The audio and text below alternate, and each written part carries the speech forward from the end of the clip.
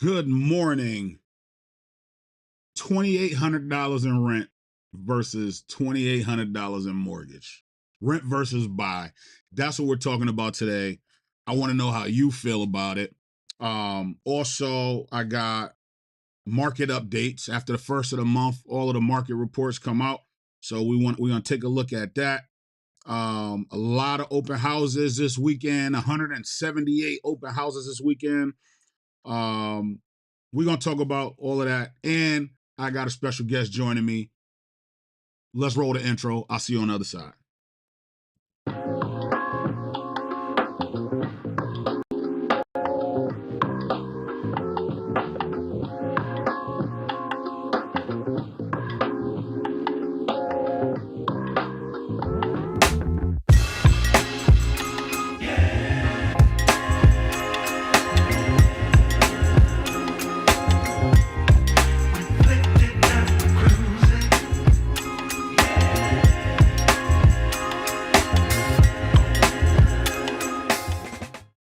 Yes, sir. Yes, sir. It's Gerard Gibson with the Gibson team at Coldwell Banker. Listen, we are still doing CMAs. I did about 20 CMAs in the last couple of days. So if you are a homeowner and you want to know the value of your home, text CMA to 203-951-6493. Me or somebody from my team will reach out to you. We'll exchange some information and we'll get that report sent right out to you. If you are a first-time home buyer and you are looking to purchase your first property, text first-time home buyer to 203-951-6493. Me and my team will help you along your journey, help you start your journey. Investors, if you are looking to invest, text invest to 203-951-6493 and we'll help you out. We'll get you going. All right. So yesterday I made a post. It came up in conversation with one of my boys. And the rents, we talk about this all the time. The rents are up, right? So would you rather pay $2,800 in rent or $2,800 in mortgage? It's the classic rent versus buy. it's the classic rent versus buy match right now. The rent versus buy boxing match now. What do you feel about that? I want to know what y'all feel about it. Hey, good morning, Lonzo. I am streaming live on YouTube and Facebook. Shoot me yeah, Lonzo's on YouTube. Yeah, we're streaming live on YouTube and Facebook. And also, before we jump this off, I got a special guest, man. I got one of the guys that helped me pioneer my real estate career. I'm trying to make it sound good. I got my man, Mr. Fearless Homebuyer himself, right? This guy got his own first time homebuyers program. You might want to check it out. He does a seminar I think once a week, pretty often, getting buyers from beginning all the way to the closing table. I'm talking like credit repair. I'm talking all of that stuff, man. My man's very knowledgeable. Hold on, I gotta. So when I first started out, and I was doing well, I was doing a lot of transactions. This man was behind a lot of those transactions. So let me see if I can bring him on real quick. We're gonna go. Bam! There you go. There you go. There you go. Give it up for my man Tim Lyles. They're clapping for you and everything, Tim. Let me see. Tim, your mic on? Hold on, let me see. You are. Hold on, I got you, bro. There you go. There you go. I got you. I'm gonna figure it out. I think so. Yeah. Thank you, brother. Thank you for having me. So me and you, we have these conversations all the time. Yeah. And you know, I understand both sides. So I made a Facebook post yesterday, and Uh-huh. the comments kind of went crazy, and you know, in a good way, nice healthy conversation. And a lot of people are saying, you know, mortgage is better. $2,800 in mortgage is better. Some people are saying, you know, rent is better, or it depends on the person, it depends on the situation, which I kind of agree with. Like, I get it, what are your thoughts on that, brother? Um,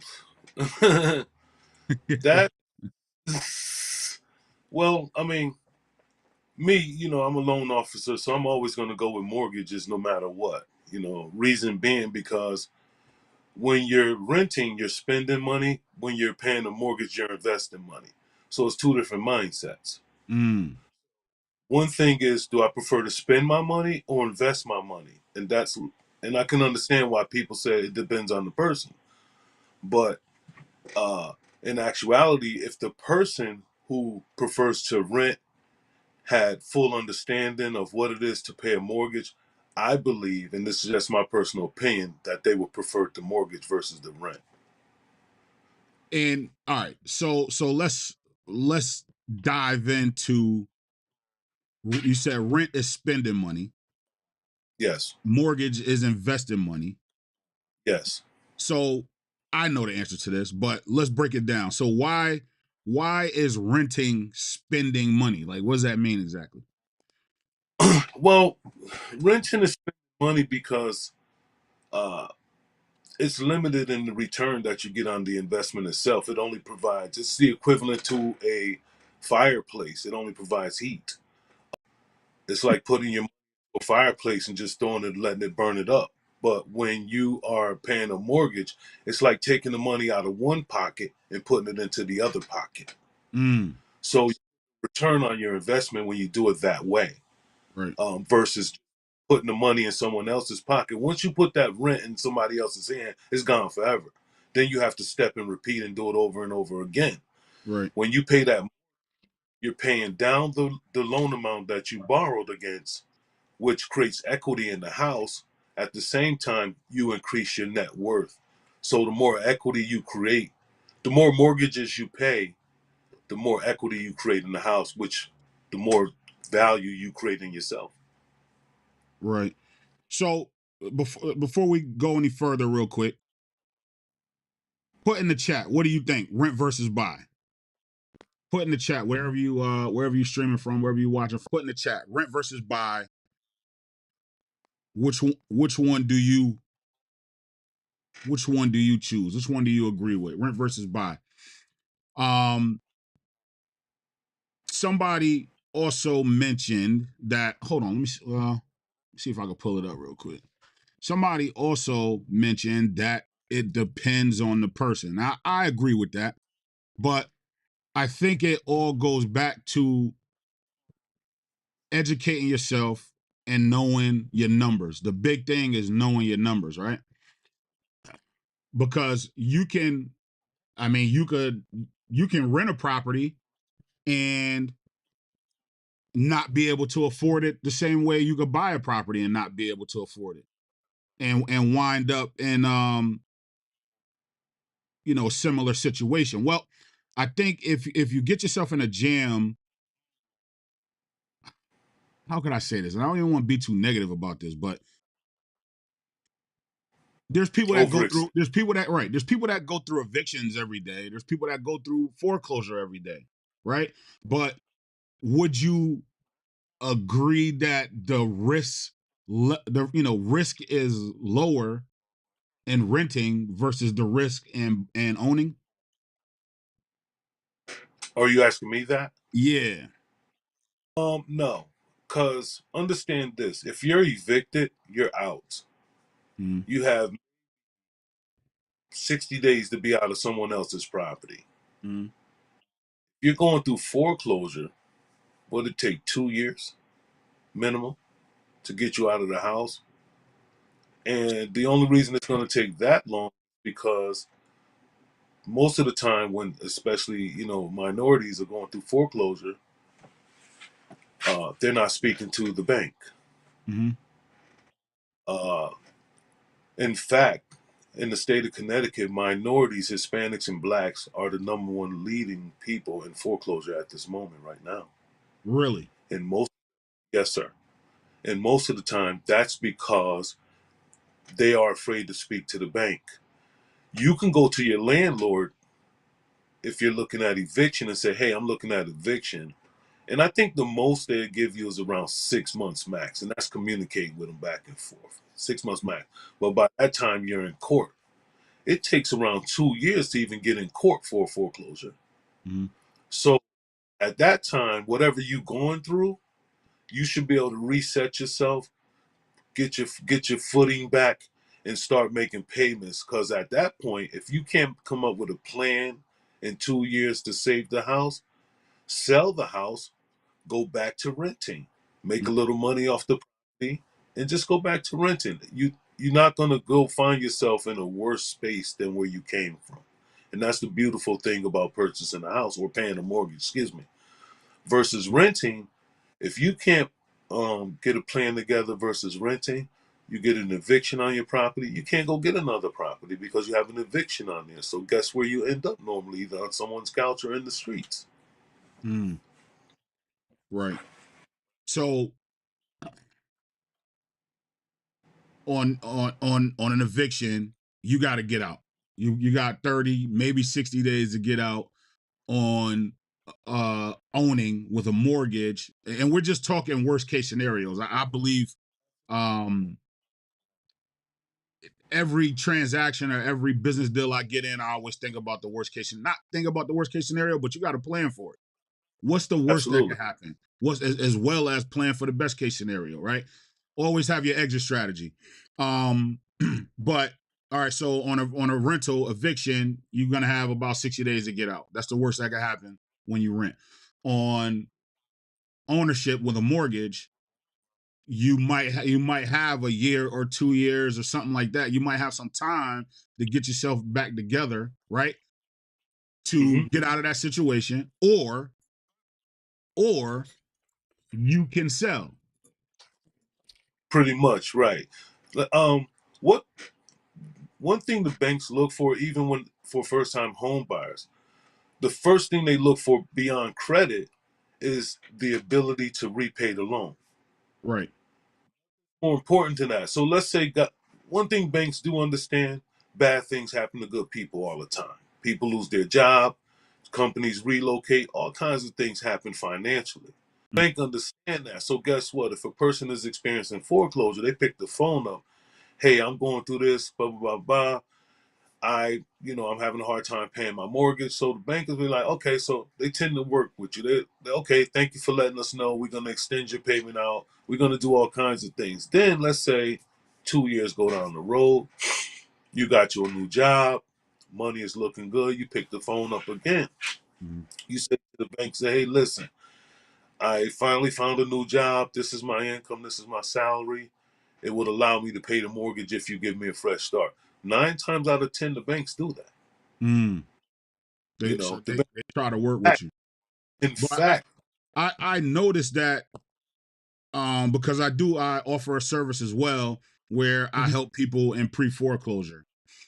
mhm, And the hardest part, I mean, the hardest part for me hold on. Let me rewind this real quick. Let me paint the picture.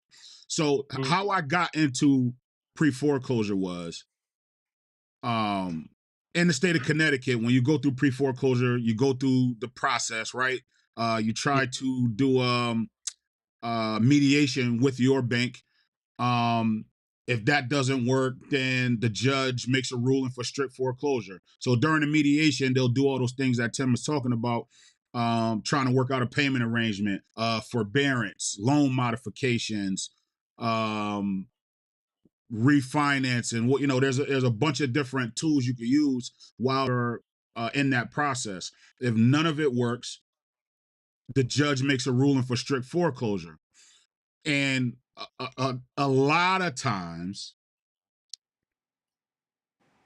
it's not that those things don't work, but the homeowner shuts down. Like, and Absolutely. listen, we all go through stuff. Everybody go through stuff, right? But when you got, 150, 300,000, 400,000 on the line,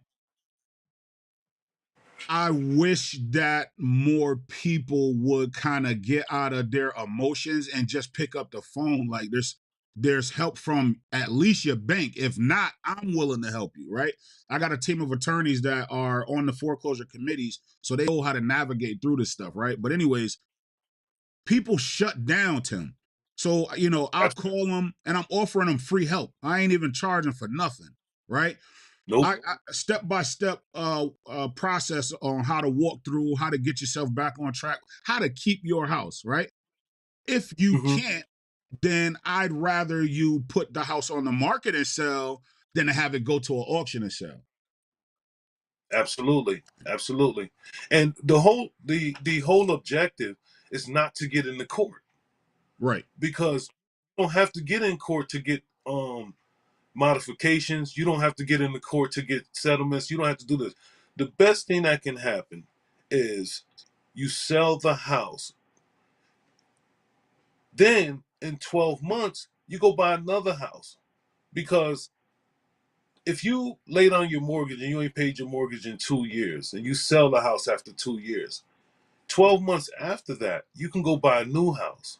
And Mm, people don't know, versus having a foreclosure. Now you got to wait 5, 6 years to buy a new house. right. So I would, if I find myself in a situation like that, I would definitely sell the house, make some money off of it, pay my rent up for a year, get me a job, stack my money, and go buy a new house Mm. using either payment assistant or the money that I saved up. Like, when you own a house, you almost have superpowers. It's like, seriously, like, there's so much you can do, Right. even if you're not in. And that's what that kind of information is lacking in our community. Mm, The power we have when it comes to own ownership. The simple things that if you buy a house as a first time home buyer, you live in a house 1 year. mm, Do you know the rest of the 30-year mortgage, you're able to forecast, predict what your monthly bills is going to be, what your monthly budget, what your annual money you spending on the house? mm, So you put money up and for repairs and maintenance. So all of this is all connected. mm, It leaves all of the fears, but no one is teaching this to the people except what we do. mm, People, these are the benefits to homeowners. This is why we call our program the Fearless Home Buyers, because we educate you. mm, We remove fears and the stress and anxiety that comes along with the whole process of home ownership. We give you a sneak peek into it.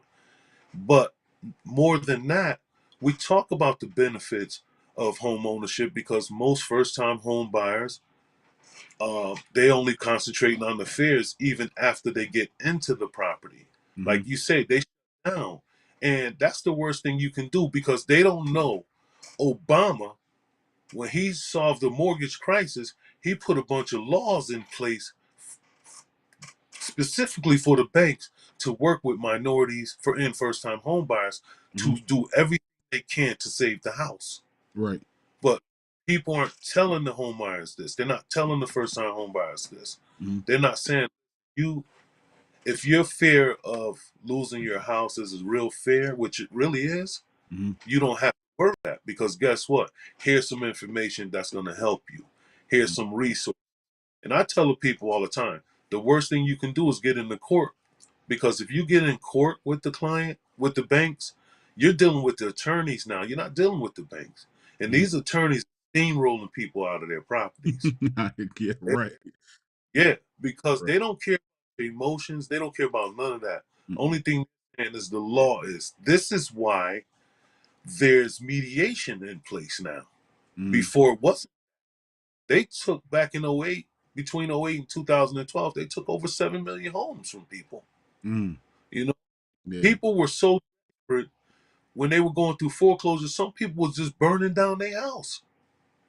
right. Some people vacation, coming home, their furniture was in their driveway. And I'm not talking about just minorities. These are people with money. It was everywhere. Yeah.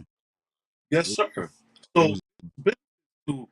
it's just all about giving the people the knowledge so they can understand what it is, the power they have when it comes to home ownership. So And so listen, I'm gonna try to I'm gonna try to be devil's advocate here. So because I think everybody knows what my opinion is, but I want to be devil's advocate here. So I do believe that the person has to, first of all, you got to want it, right? We talk about mindset and being in that state of mind. This is something that you have to want. Like you got to want this for yourself, and you got to want to go through it, right? Not every transaction is the same, not every credit score is the same, not every bank account is the same. You are going to have your own journey through this process, okay?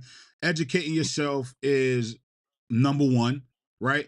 I tell my clients all the time, like, I can tell you exactly what's going to happen before it even happens, just because I done educated myself and did the work already, right? right, And I educate my clients to the point where by the time we done, you can get your real estate license if you want. Like, that's just how I move. I'm a giver. right. But you gotta have a stomach for it. But is it safe to say that not everybody is of that? Like, not everybody should be a homeowner. Like, can we say that? Like, art, I You can say that. Me personally, um, my lady's a realtor, mm, and kind of go back and forth on that. She used to be like, everybody's not a homeowner, and I would say, I hear it a lot. That's why I brought it up. And some people said it in the comments yesterday. So is I'm that saying like some of that is it has some of that is true, and some of it is not true. mm, Okay, let me explain it that way. Everyone should be a homeowner. This is just my opinion. mm, Is everyone ready to be a homeowner? No, no. totally. But I believe everyone should start the moment a person wants to be even thinking about becoming a homeowner. The first thing they should do is prepare. Mm-hmm, That's with preparing your mind, like you said, mm-hmm, preparing your finances, preparing your income, preparing your credit. So it's okay if you're not a homeowner ready to be a homeowner right right now, now. but you should be eventually. That should be the goal, because when we become homeowners, we uh, we set our children on a certain path.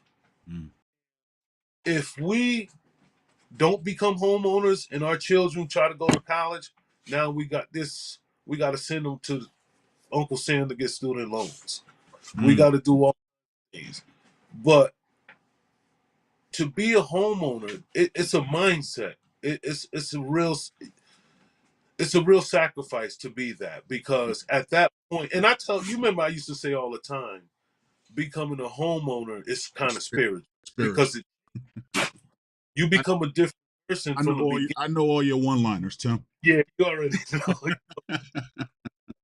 But So, yeah, you said that back then, and now that is true. It's real. Like, I seen it over and over again.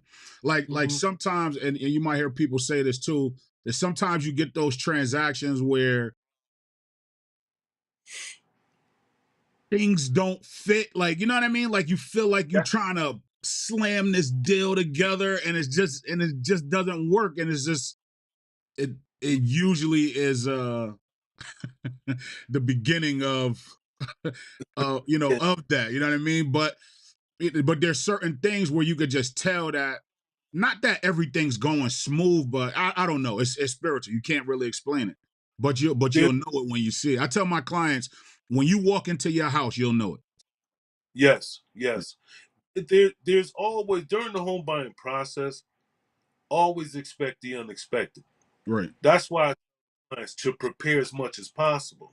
Mm, Because if they talk to somebody like myself, I'm gonna give them the roadmap. I'm gonna. That's why we relieve all of the stress and anxiety because I can give you the roadmap.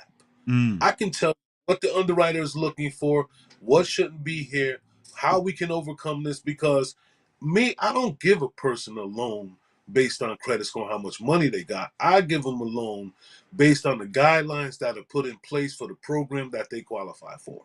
mm, So when I do that, the transition goes a lot smoother. Now, let's say this: there's some obstacles, like an underwriter may take it personal, like you can't do this. But guess what I'm doing? I'm behind the scenes. I'm fighting for them because no matter what, once I get them approved DU, I don't care what the underwriter says, as long as the information match. You got to push this through. mm, And we already know these underwriters will look at a person's credit and judge them. They don't know these people. mm, They don't know these people been on their job 10, 15 years working hard, paying mm, a rent. You got mm, to understand, paying rent for 15 years at $2,000 a month, you just gave up $375,000. mm, mm, So why would I give that kind of money to somebody? I don't care if I'm a traveling nurse, a traveling therapist, traveling doctor. Any city I work in, I'm buying. That's just the way it should be. I'm buying. If I know I got to leave that city, I'm selling. If I know mm. what city I'm gonna buy before I get there. And guess And what I'm gonna do while I'm renting out the other property, the other everything. It's always gonna be a moneymaker. right, right, and that came up as well. I think my man Bink, shout out to DJ Bink B, Bink doing his thing in the real estate world also right now.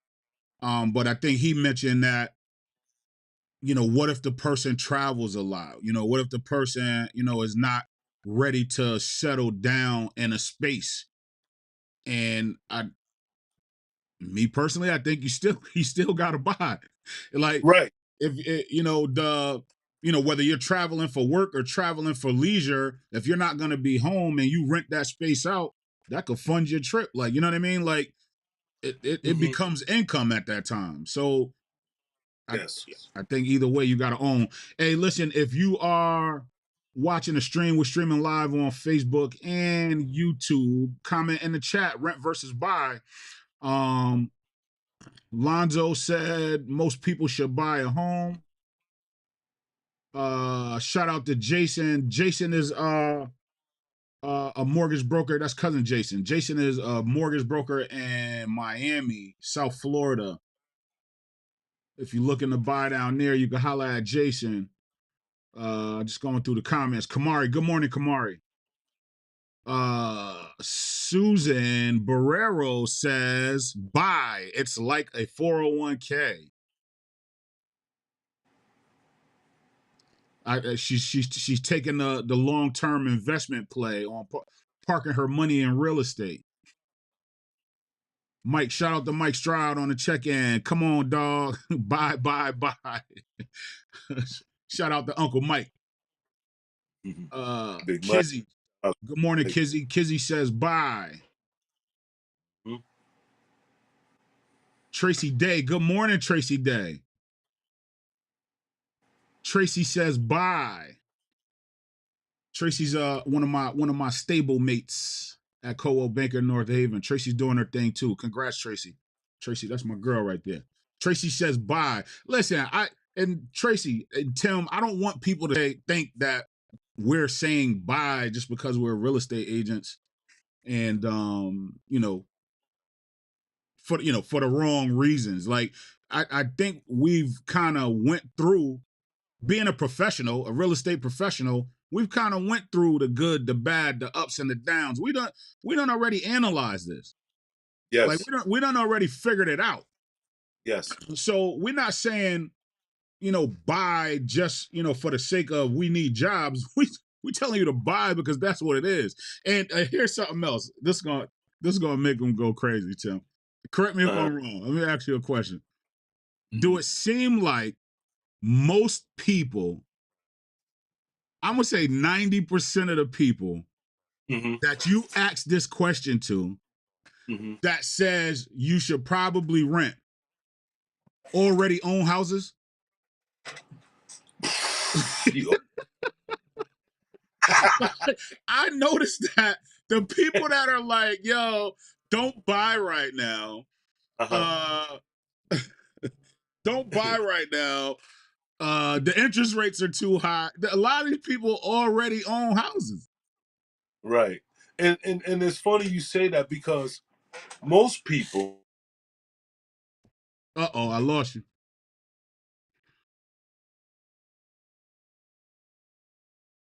Uh-oh, I lost him. they be like, when I tell them I'm a mortgage broker, they go, I don't know what happened to my video. Can you still hear me? Yeah, I got you. You good.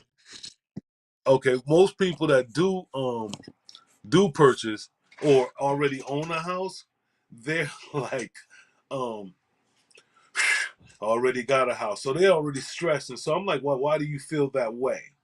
You Right. know what I mean? They kind of discourage a lot of people, or especially first time home buyers, into buying. Mm-hmm. And the reason why is because most first time home buyers, when they buy their first house, they still have a renter's mindset. So Mm-hmm. they stop educating themselves on everything. Like I had a client who contacted me the other day and they go, well, what is this HELOC thing? Mm-hmm. You know, they sitting on over $250,000 of equity in their house, been Right. paying on years. I said, well, HELOC is a home equity line of credit. It's like attaching a credit card to your house. Mm-hmm. So if you find repairs, you done used up a lot of debt, you want to send kids to college, that's what you want to use it for. You can use it to do those things. But Mm-hmm. that's just telling me that once they got into the house, they stopped really educating themselves more about the power of owning a house. Because when you know the true benefits again of owning a house, people are glad. Your kids go to good schools, you pay taxes. Again, you can forecast your budget for the rest of your life for the next 30 years. It comes with so many perks.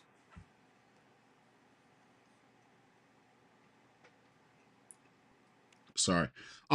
Yes. So right. So that's where I was going with that is a lot of people like to put their experiences, pass their experiences down to the next person. uh you Right. know don't be a homeowner. I had to fix my toilet. Like, don't be a homeowner. I gotta change my water heater. I gotta put a roof on this thing, right?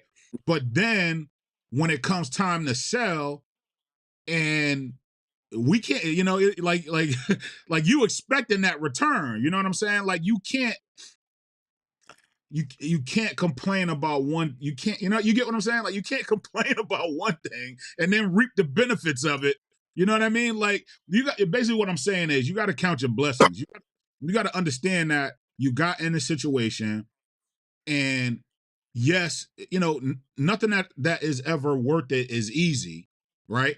There's gonna be some things that you have to go through, that you're gonna have to make repairs. You're gonna have to pay your taxes. Like, why do we look at all of these things as negative things when the ultimate goal was to be able to have your own space, be able to have the backyard, to have the barbecues, to raise the family, to all of that, all of these things, all of these positive things that's going on around you, and you're going to find something negative and then tell somebody else not to do it. Right. But when you sell, you make $250,000. Right. And most people, what I again, I was talking to a client, a potential client, yeah, good job, been renting all their life. And I go, why wouldn't you buy a house? Mm, I seen my cousin buy a house and she had to sign 100 pieces of paper. I go, so you prefer to rent because you only signed 2 pieces of paper? So I'm like, no. She go, no, no, no. I seen my other cousin buy a house and things needed to be fixed. I just prefer to call somebody and have them fix it and all of this and all of that. I don't want to deal with that. I don't want to deal with that. I said, well, what you mm, do is buy that's moving ready. mm, I said, like an apartment, a house, once life is inside of the house, you get wear and tear. When mm, you start, when you got 3 people in the house turning on the hot water on and off, that's wear and tear. mm, Those are things. I said, but again, you have to understand, especially she was a single female. mm, I said, warranties. There's Home Depot. There's things you can do to really protect yourself so you ain't being scammed and robbed and be fearful. So, Mm-hmm. but they base their experience on, and I kept saying, so your cousin experience is your experience, or your other cousin experience is your experience. Mm-hmm. What people have to understand is every process, and I'm sure every one of the agents on this line will agree with me. Mm-hmm. Every transaction is different, cookie cutter pattern to the process of home ownership. I, I So, I've said this before too, and all of the properties I've sold, all of the transaction I've been a part of, I have never had a home inspection where nothing is on that list. I don't care if it's new construction. I don't care if it's a flip. I don't care if the house is 100 years old, right? There's always going to be something that you have to maintain in that house, something that you have to repair. It comes with it. If I sat here and told you that even buying a turnkey property, you wasn't going to have to do nothing, I'd be lying to you. All right. But the fact that you have to make a repair is only going to help you in the long run. Like, stop focusing on the repair. Listen, right, contractors are tough too. I ain't gonna lie. When you are, if you don't know any contractors and you have to go out and shop for contractors, it, contractors are tough to deal with because like contractors don't have a price list. Like there's nothing like there's nowhere you could kind of look and say, okay, change a toilet, it costs this much, or to put on a new door, it costs this much. Every contractor gonna give you different numbers, a different number for the same thing, right? hmm So it gets tricky. I'm not trying to be negative about it, but I'm just saying that that fear of, okay, now that I own this house and I gotta maintain it, right? I'd rather just call somebody to come, right? So you have to, basically what I'm saying is you have to find that person. If that's what you want, find that person that's going to call when you need them to come. Make sure that their prices are where you need them to, where you need them to be. Um, with your comfort level. Interview multiple contractors, right? yep, So, you could compare the pricing. That's how you figure out what the price list is. You got to ask about 5 of them the cost on the same thing to kind of narrow it down. Find somebody that you could trust, find somebody that's reputable. Now you got your property management team in place, right? Now, granted, in your mind, you're like, oh, I didn't have to pay for this when I was renting. The landlord paid for it. Nah, you paid for it. You just didn't know you was paying for it. right, The landlord already had that factored into the budget. The landlord already subtracting from your security deposit. You yep, understand? So you're gonna pay for it either way. But if you basically what I'm saying is if you plan for it, if you set up a team, it could provide the same effect, right? Put a couple dollars aside. Um, Here's another one, Tim. Uh, when you close on a house, your first payment is usually like 30 to 60 days away, somewhere in between there, right? On your first payment. yeah, All right. So what if you took those 2 months of payments and just put it to the side? That's 2 months that you don't really have to pay anything on your mortgage. Take those two yep, mortgage payments, put them aside. Now you got your buffer on, for your repairs. yep, yeah, So you can set all everything that you are afraid of on buying a house, we can get worked out if yeah. you plan And for it. and on our seminars, we have a contract on our seminars Right. because this contractor teaches the home buyer how to protect themselves against contractors. It's Mm. a program is serious the way he talks about it and breaks it down. He has the client uh he teaches the client to go look up the name of the company. He Mm. teaches the client to uh show me your insurance, and not only show me your insurance but have your insurance company send me your insurance, and also have the client put their name on the insurance as a Mm. claim.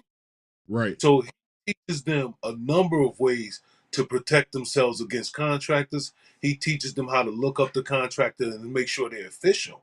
Mm. So they're not just coming here as a fly by night or Joe Tool Man or Craig the repair guy. You can't.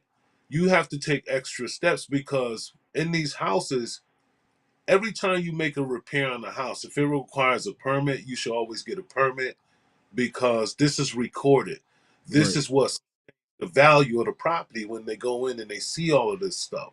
Okay, this person took good care of this house. Mm-hmm. This is why these hold their value. You get a lot of people will rehab an entire property, don't pull no permits, won't even will knock down a wall and won't pull not one permit. Mm. And then their house to be worth double what they paid for it. And a lot of times they get disappointed. So Right. people and all of that. So you want to take the necessary steps to protect yourself against any contract. Not saying that contractors out there to rip you off, but it's just going another extra step to be sure that you're not being ripped off. That's And all. make sure you got that protection. Absolutely. So all right. I think, we about halfway through to a little bit more, but I really wanted to, talk about the fears and the negative sides, which we did. Let's bring it home. Let's go into all of the positive and the benefits of being a homeowner, man. Um here's one thing I'm gonna say, and I've said this before. If you've been on my lives, I say the same thing. Real estate always traditionally appreciates. So even if you have a mortgage, number one, you're paying down your mortgage, your property is appreciating, right? Just because everything else around it is, right?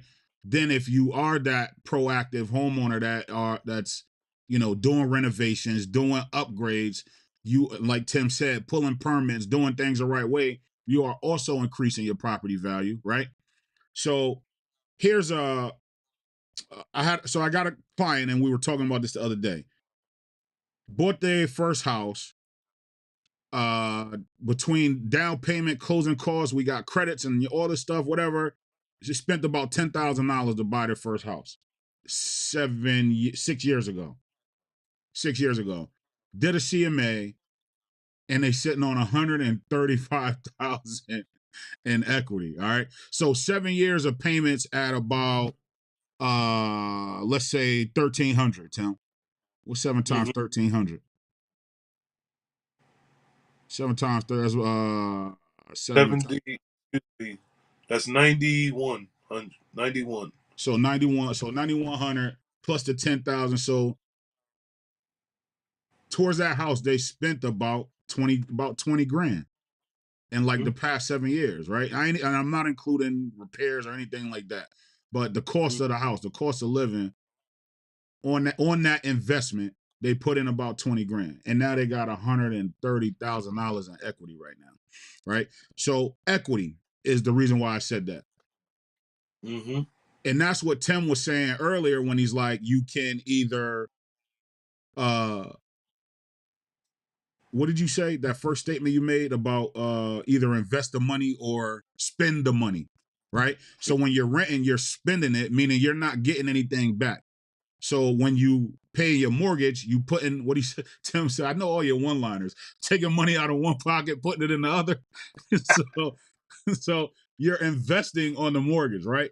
That's how you get the money back. That's where the investment comes in, is you're actually building equity. And I think that's what this is all about. I Mm-hmm. think that kind of in itself should be number one on your why to buy list. Also, Like on your reason to buy list. also, to own a home, it just increases quality of life. Mm, You know what I'm saying? It just your kids go to stable. Your kids are stable. They grow up stable. Study shows if your kids grow up stable, they tend to go further in life, do very mm, well. Like right. there's so much to it. They grow up with good friends in the community, childhood friends.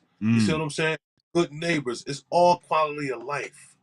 The mm, benefit along with the community. Like let's say use an example like Hamden, mm-hmm, this the town of Hamden or city of Hamden, Connecticut. They taxes are high, but mm-hmm, there's so many programs and so many other things there that benefits the child's quality of life mm, that you don't find in other places. So you're gonna pay for that. That's the benefit of home ownership. Not only that, but you're a tax-paying citizen. Mm. When you pay taxes in your community, you have a voice. Mm. If things are happening in your community that you don't like and you disagree with, you can knock on a neighbor door and say, "Hey, are you experiencing this? Let's go to town hall and address our opinion, express our opinion about how we feel about what's going on in this community." Mm. You're heard. When you're a taxpaying citizen, your voice is heard in the community, your voice is heard in the municipalities that's in your town. Mm-hmm. There's so many layers to home ownership. Right.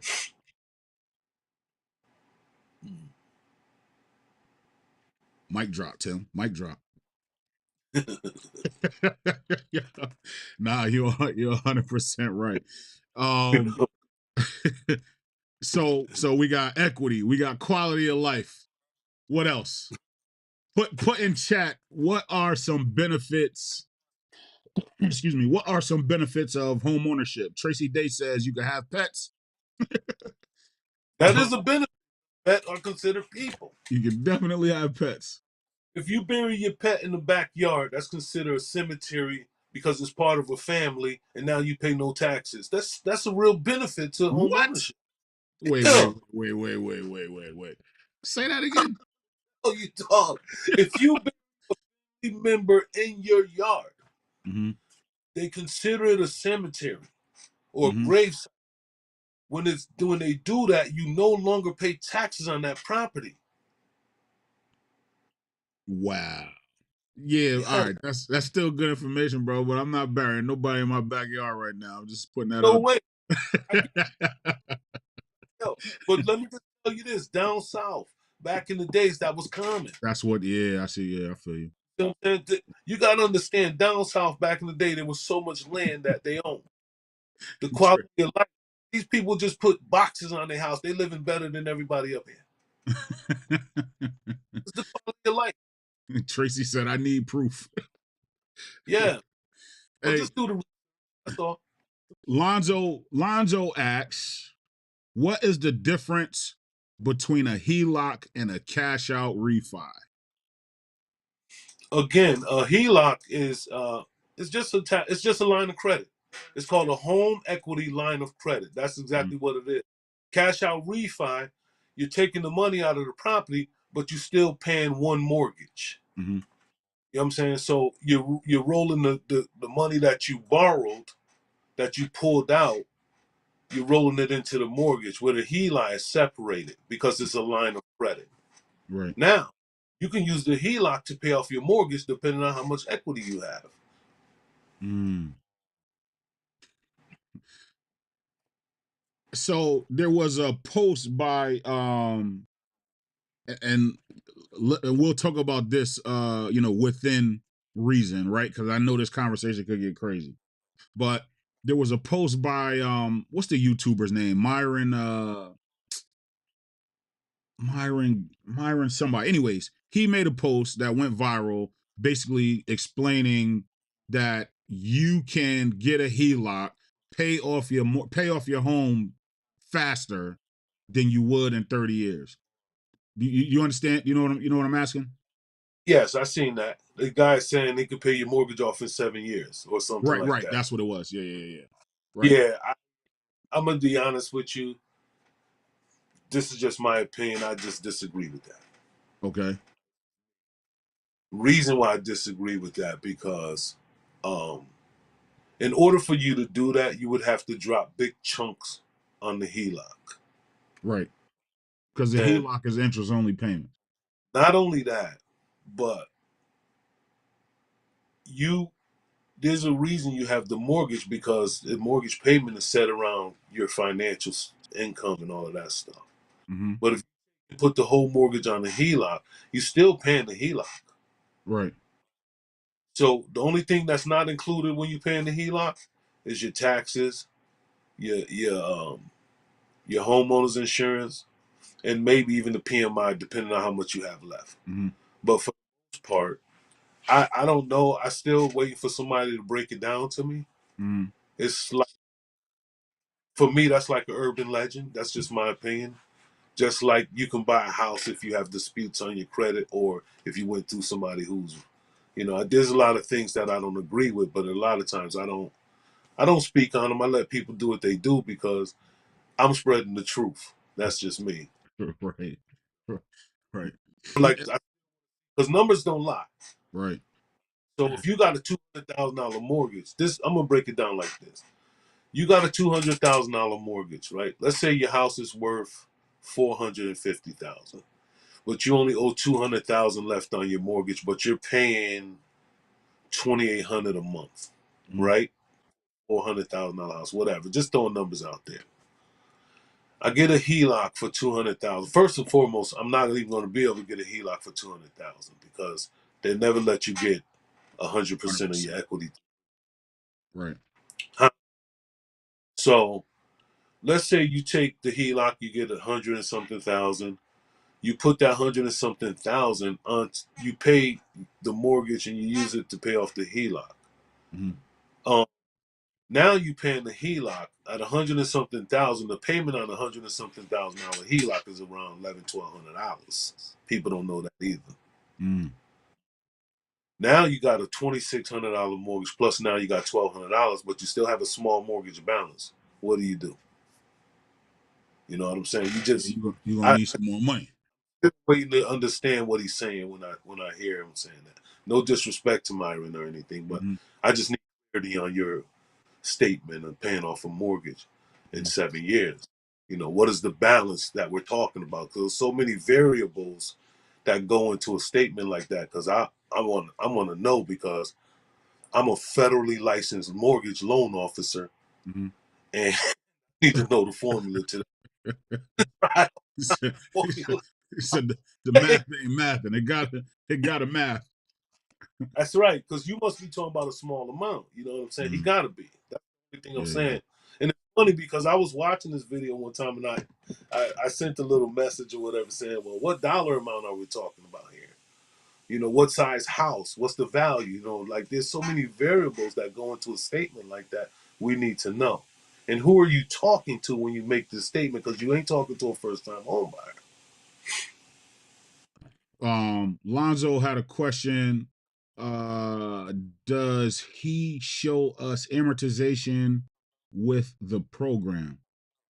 Yeah, but I mean, I guess they're talking about the HELOC. I don't. They got to be more He's specific asking on that question. gentlemen, he's Huh? asking if the amortization because amortization comes with all of the loans when the people sign in the documents. When they're at closing, they see their amortized schedule. Right. It's all laid on them, and that's what he's asking. So I don't know. I haven't seen one yet. So Wait for a HELOC. for anything, like when anything you sign off, you get an amortized schedule. Obama put that in place. This Right. is all But made. he. So I need to know if they're talking about a regular mortgage or if they're talking about a HELOC. A HELOC, I don't think is amortized because it's interest only. There is Right. What you use that you get charged on. right. But you can amortize the dollar amount as long as you have the interest itself. You can still, because remember, it's recorded as a 30-year mortgage. A HELOC. Yes, sir. Okay. Okay. Uh, has the subprime loaning stopped? No, FHA is the number one subprime lender in the country.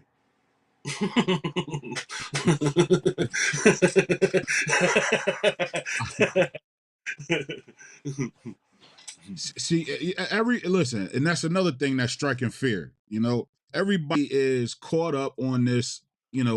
The 2008 crash, and hmm my personal opinion is, and like you said earlier, the government put so many different things. The government put so many different things in play that particular scenario, I don't think will ever happen again. No, because Obama did all of that. That's why now first-time homebuyers are able to really understand the documents they're signing. Obama changed all of that. That'll never happen again. They will never allow that to happen again. Mm. Obama put so many things in place to protect the borrower. It's not even funny. But Mm. they can't get information from outside of a licensed loan officers. Licensed loan officers ain't talking about this information. The reason why is because the borrower, as a first-time home buyer, has the right to shop 3 different loan officers, have their credit pulled, and then not affect their credit score within 30 days. Mm-hmm. So they're not giving information away. They're Mm-hmm. not saying to them, hey, this is what it is. They're not educating the client in the process. They just look, you want to buy a house? Okay, you're approved. Da, da, da, da. Mm-hmm. No, that's not how it works. Client come to you, the first thing they talking to you about is their fare. The reason why they talking to you about their fare is because they don't know the numbers. That is why every first-time home buyer can ask for a loan estimate even before they decide to work with a loan officer. Mm-hmm. But loan officers ain't talking about this because they're afraid that, hey, they're gonna go somewhere else. Mm-hmm. My program is specifically designed for the first-time homebuyer to talk to any loan officer they want to, whether they go through me or not. Mm. That's real empowerment right there. Nice. So let's do that real quick. So let's talk more about your program. Give us the rundown. Give us the ins and outs, man. What is your Well, program?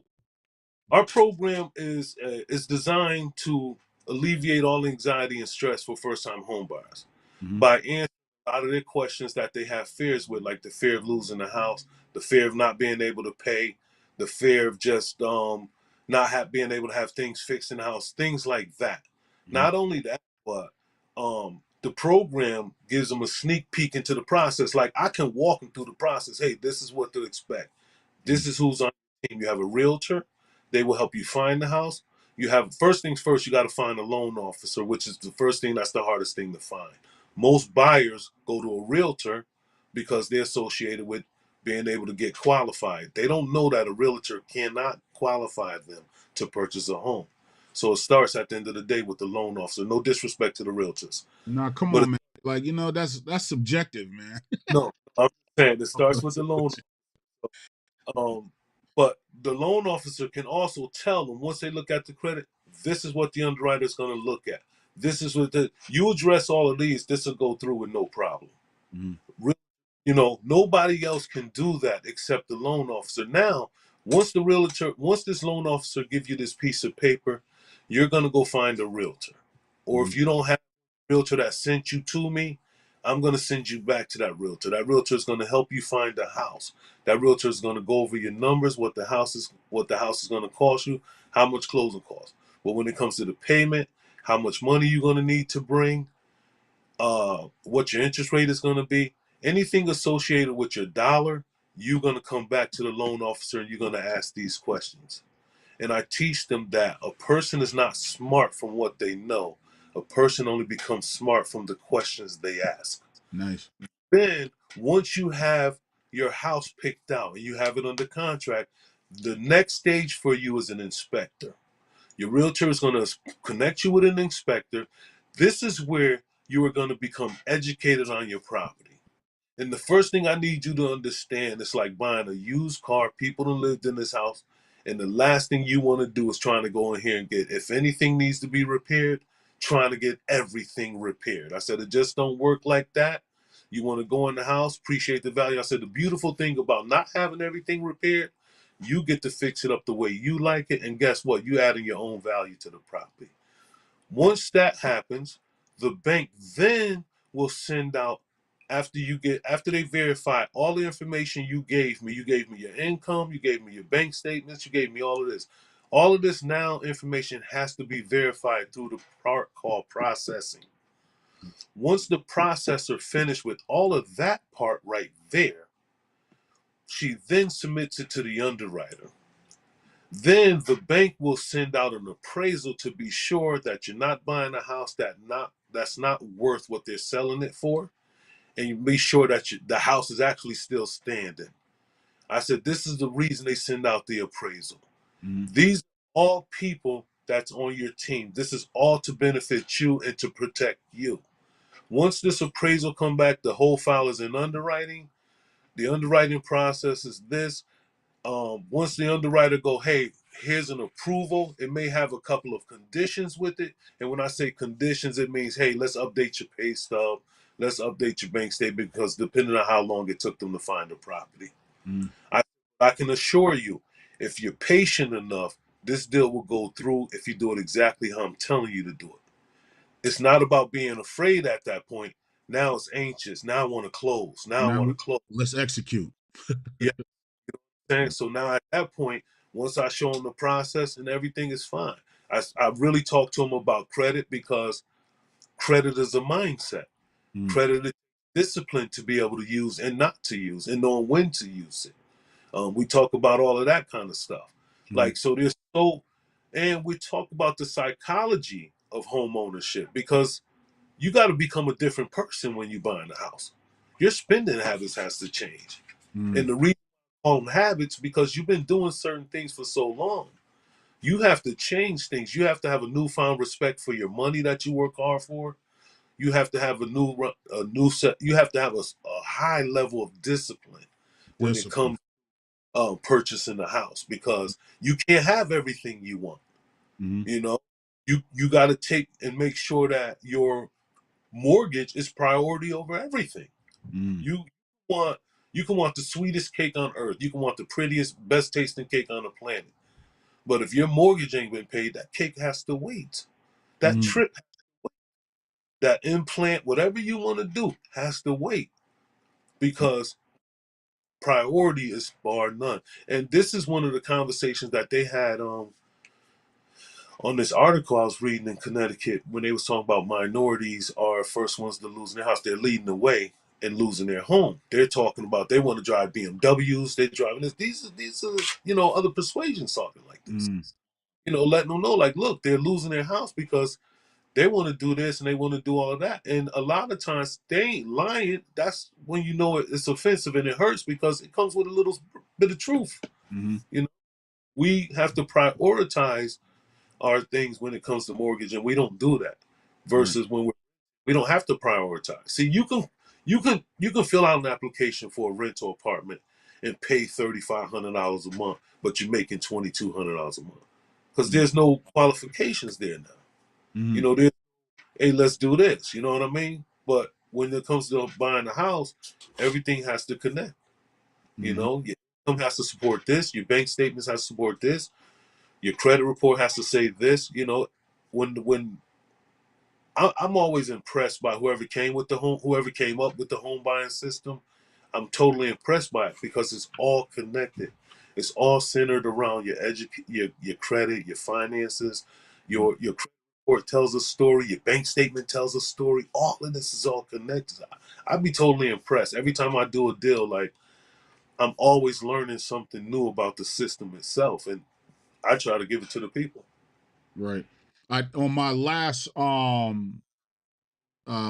live, I think it was earlier this week, and I was talking about the PAC program and free college in Connecticut if you're a resident of Connecticut, and about investing in yourself, not necessarily going to college, but just period, just establishing the willingness to learn, like the drive, that hunger to learn for for the college, and just always trying to add value to yourself, right? The more you know, the better you're going to be for yourself and the people that's around you. You know what I mean?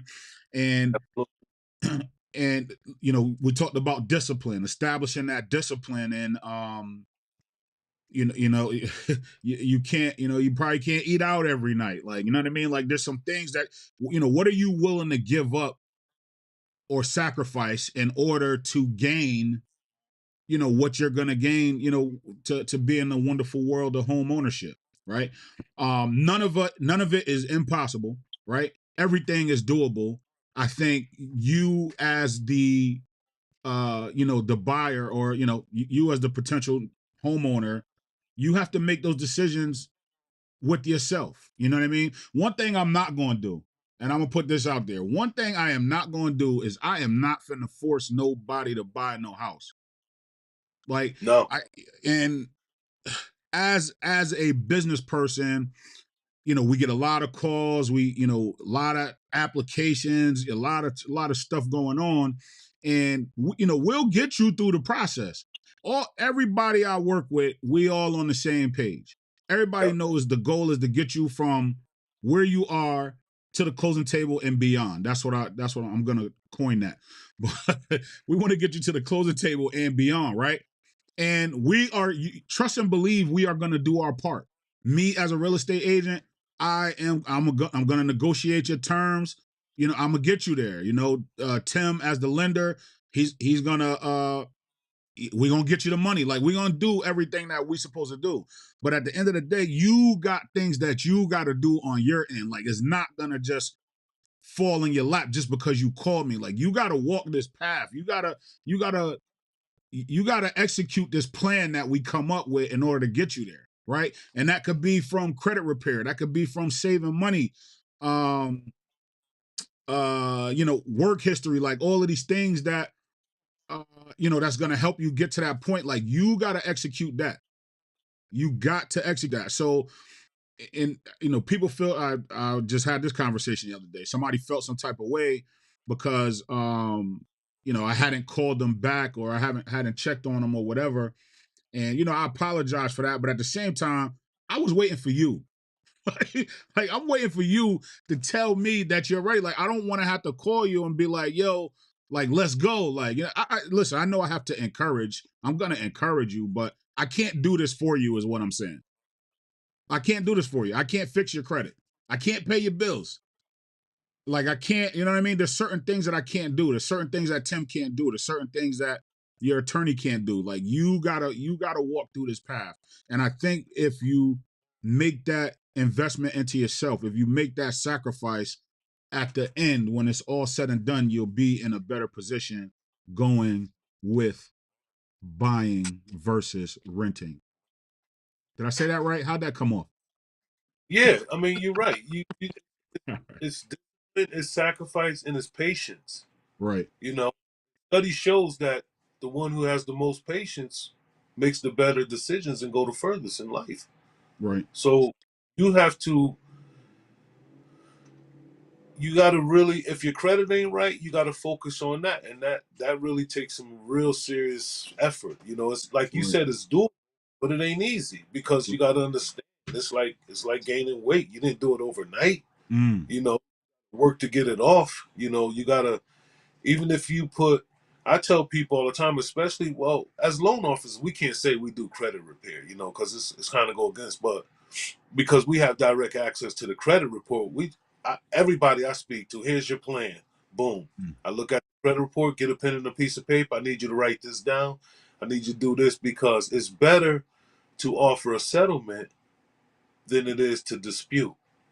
mm, Because the banks is looking at, if you disputing this $1,500 bill, I know you ain't gonna try to dispute this $350,000 bill. mm, So it starts with education. At the end of the day, like we say, it starts mm, with being properly educated. And like I said, once the person come to our seminar and they register with me, now they get one-on-one attention. mm, Get that. Here's your plan. As soon as you're done, come back to me and we'll go from there.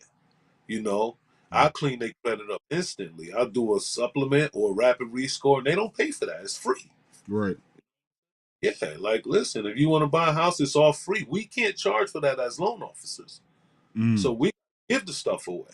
mm. So that every time I contact the credit bureau to do a rapid rescore for a client, I have to pay for that out of my pocket. I can't charge the client for that.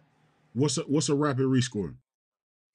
Well, rapid rescore is when, let's say, if they have a certain score and I need to get them qualified, and they took care of something that the credit report machine tell us to take care of. I resubmit it, get a new score, it goes up, and it takes me anywhere between 3 to 5 days to do that. Right. Okay. So, again, I it's all laid out for you. Any information that you may want to know that may have you on the fence, or um not, you're not able to make that decision, you know what I mean, or you need more information in order to make that decision. Educate yourself, right? That's what we're here for. That's what we're here for. You know, should you rent versus buy? You should probably buy. Are you ready to buy? Is a question that, you know, you kind of have to answer. You know, we can help you get ready to buy if you are not. But the ultimate goal definitely should always be ownership. No matter what. You agree? Yes, I totally agree with that. Like you said, it's just again, everyone might not be ready to buy, but everybody should be intending to buy. Right. Everyone should have home ownership because landowner, homeowner, that speaks volume. Mm-hmm. It speaks volume to people. That's really says. I mean, I hate to say it's the American dream, but it's the American dream. Right. So Tim again has a program, the Fearless Home Buyer. Go follow the Fearless Home Buyer Facebook page. You can search it. It's the Fearless Home Buyer. He is the Fearless Home Buyer. This is page right here. A lot of information up here. You can register for the next home buying seminar. When's the next one, Tim? It's Tuesday. This Okay. is February 6th, 7:30. Okay. And get a lot of information. His contact information is up there as well. He's an open book. I won't say usually. Tim's an open book. You know, just like I'm an open book, man. If you want to call him, how could they reach you, Tim? They can reach me at either 203-290-9125, or you can reach me at thefearlesshomebuyer@gmail.com. Nice. I work with first-time homebuyers, first-time investors. I take real estate agents, clients, clean them up, get them ready, and send them right back to them. Mm-hmm. I got so many clients myself. A lot of times when realtors send me their deal, I send them back. Like it's the program is beautiful. Mm-hmm. Everybody benefits from the program. Everybody benefits. And you know, even before I named it, Gerard, man, you was doing this, you know, way back when, back in Mm-hmm. 2015. Right. So it's like, listen, you when you sent me the 400, bro, bro, that 400, this dude, this uh, dude, this dude uh, make miracle. You want a miracle to happen? This dude make miracles happen. I don't know how he does it, but but no, man. I must say though, you are probably, I'm not even gonna say probably, man. You have been one of the best agents, man, I've ever worked with in my career. I love your yeah. energy. I love how you teach me. I like how we bounce things off each other, man. I love the way you go hard, man. And I am honored to be a part of what you're doing. And I thank you, brother. And I look Yeah. forward to closing many more deals with you in the future Yeah. and all of that. So we're gonna have some fun with this thing, man. Nah, man. Thank you, man. Thank you for everything as well, man. It's I tell people all the time, like being in this business, we do a lot of teaching. Like, you know what I mean? I think my claim to fame, what has helped me get to where I am is because I'm able to teach my clients, right? But I can't you know, with somebody that doesn't know, obviously you're teaching them, right? You can't really have these types of conversations with everybody because not Right, everybody understands, you know what I mean? And right, like you know, even when I come home and you know I talk to my wife, like we had these conversations, but she really don't understand. She's just talking to me because she has to, you know. right. But it's dope to be able to have somebody you could you know bounce these ideas off of and like talk this stuff out and you know figure new things out and let it make sense, man. So nah, yeah, and you know we'll keep it going. um I tell people all the time, man, my team is strong, man. We don't play around out here, man. Nah, ain't no, ain't no time. The competition is fierce right now, yo. Listen, man, and it ain't no competition. There's no You got people, competition. you got people flying in from New York in helicopters, landing on top of the house with a suitcase. I want Yo, you it. know what? Hold on, wait, hold on. But this is what they ain't doing. I was telling people about the first deal I ever did. The first deal I ever did. My boy, I don't know if I should name him. I don't want to put him out there, but my my boy called me. He's like, "Yo, me and my wife trying to buy a house. We got this pre-approval, but it's saying this, that, and the third." And I'm like, "All right, hold on, man. Where you at?" "I'm home. All right, I'm gonna come by." So I go by the house. and they're telling me what's going on. I'm like, all right, I don't know none of this stuff. I got to call a lender. Like, you know what I mean? Like, this ain't my wheelhouse. So I called Tim. Hey, Tim, man, I got my man here. Him and his wife, they're saying, they can't get pre-approved because of XYZ. Tim said, what's the credit score? Okay. How long they been on their job? All right, where y'all at? All right, I'm gonna stop at Popeyes and I'm coming right over. Dude shows up with a laptop and a box of chicken, got got him pre-approved, and then we closed on their house like 30 days later, yo. That's who this guy is. Well, remember they had only pre-approved the wife, and they That's told what it him was, right? Right. they told him he couldn't go on. And he was like, "Well, why I can't go on it? Because my score better than hers, and she was 700." I said, "What do you mean? What do Yeah. you can't go?" He was like, "I don't know. They just told me I can't go on." And I says, "Well, what do you do?" He's like, "Well, I'm a teacher." I said, "I thought you said you play in the band." He said, "No, that's my side gig, but I'm a teacher." I was like, "What? Yeah, let's put you on here Yeah, too." let's Yo, it made me even happier that he knew he could go on alone. Like, bro, you get a pre-approval and some chicken at the same time, man. You can't beat that, I knew it, bro, just before. bro. Yo, shout out to everybody watching. I gotta get out of here. I gotta get day going. Thank you again, Tim, for coming through. I'm gonna copy the link to the Fearless Homebuyer Facebook page. Go check out my man page, the Fearless Homebuyer, the Fearless Homebuyer. Hey, good morning, Milton. Shout out to Milton on the check-in. Milton, I don't even want to put you out there like that, bro. But I know Milton is another one of my greatest pupils. Milton purchased his house a couple years ago. Congrats on that, brother. And reaping the benefits. Yes, that's what I'll say. I just didn't want to tell everybody your business, Milton, but he's reaping the benefits. That's what we'll say. Mm-hmm. Hey, Milt, I'm gonna catch up with you this week. Because I am doing free CMAs. Free CMAs for all my past clients and anybody that owns a home. You need to know what your home's value is. I say it all the time. If you invest in the stock market, you open up your Robinhood app and you can see how much your stock is worth. You can see what your stock's doing in the market. Your house shouldn't be any different, okay? If you want a free CMA, simply text. Hold on, Tim. I'll be right back. Simply text 203-951-6493. Text CMA to that number. I'll get some information from you, and me or somebody from my team will send out that free CMA. If you are a first-time home buyer and you are looking to get in the game, after this conversation, you decided that it's better to buy versus rent, and you're ready to make that next move, text first time home buyer to this number 203-951-6493.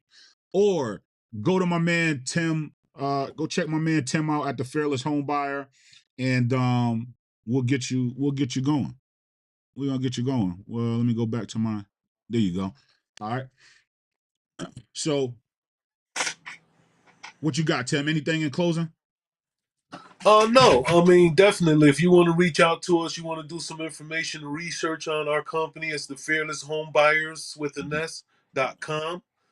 Or you can email me at thefearlesshomebuyer@gmail.com, or you can call me directly, or you can even text me at 203-290-9125. Again, for any agents that's on this call, if you have people who haven't been pre-approved or who don't qualify, send them to us. It doesn't cost them a dime. It don't cost you a dime. And once they're clean, they come right back to you. In the meantime, I'll send you somebody to keep you busy.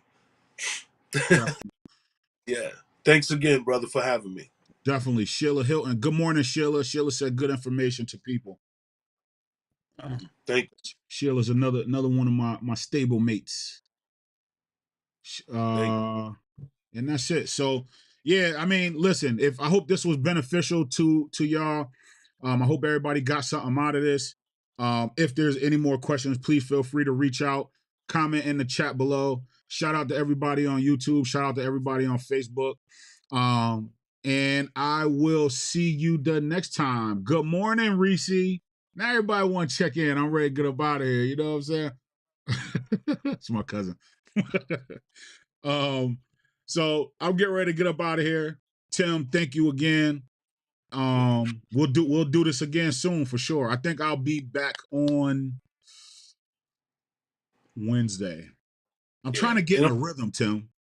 I'm gonna have you come on my live that I'm doing on not this Tuesday, but the Tuesday after that. I'm doing a live, Okay. and because I need of your caliber to come on board because I got a bunch of questions, and I really like to hear your opinion on stuff. So it's gonna be a good time, man. I think that if anybody can really answer them, it's designed to not just teach first-time home buyers, but other first-time brand new realtors as well. Mm, We put a whole program together for first-time realtors as mm. well as first investors. Like you're gonna like it. Of course, man, you talk always throughout the week, so I'm sure I'm gonna be presenting it to you just to get a feel for it because I'm gonna prepare you as well. I don't want to see, I Don't want throw, us to come up. don't throw me in the fire, man. That sounds different. No, That sounds I'm different. sure if I threw you in the fire, you so cool, you'll put it out. Hey, Yeah, bro. yeah. So Shout out thanks to for my having agent. Shout out to my agents real quick. Shawnee closed transaction a couple weeks ago. Chantel Sorrell. Shout out to Shawnee.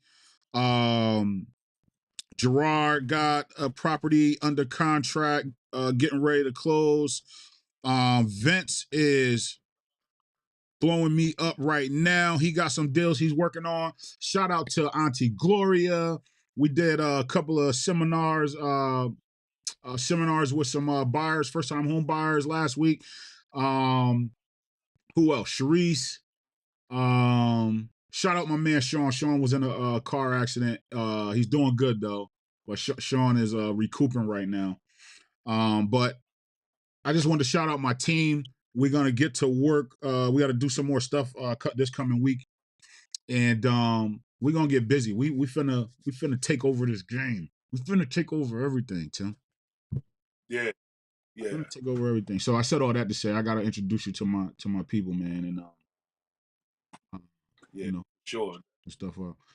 But all right, we're gonna get up out of here, man. Thank y'all for hanging out with us. We'll catch up with you soon. Have a good Absolutely. day. Have a good day and be intentional.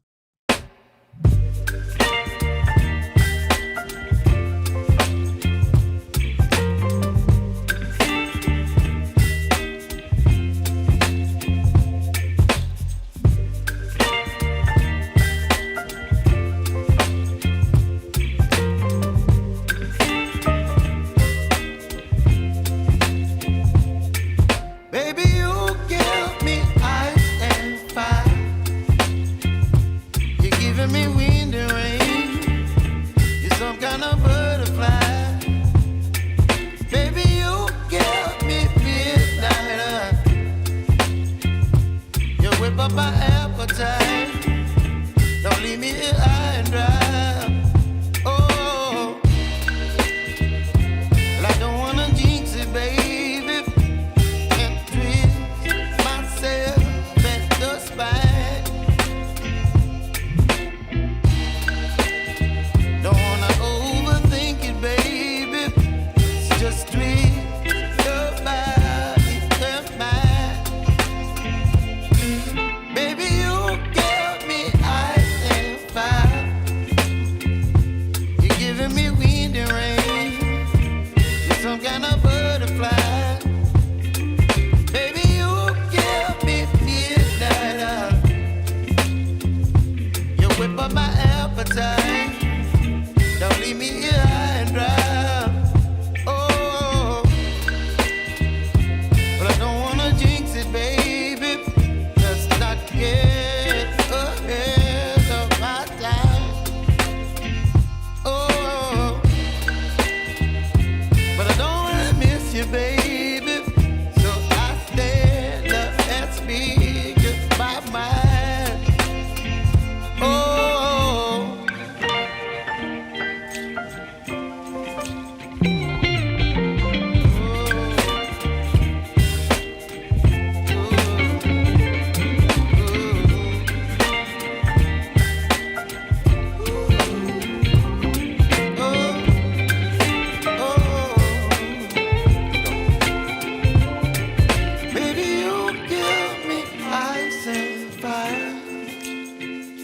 You're chilling in the rain. You're some kind of butterfly. Baby, you give me midnight. You whip up my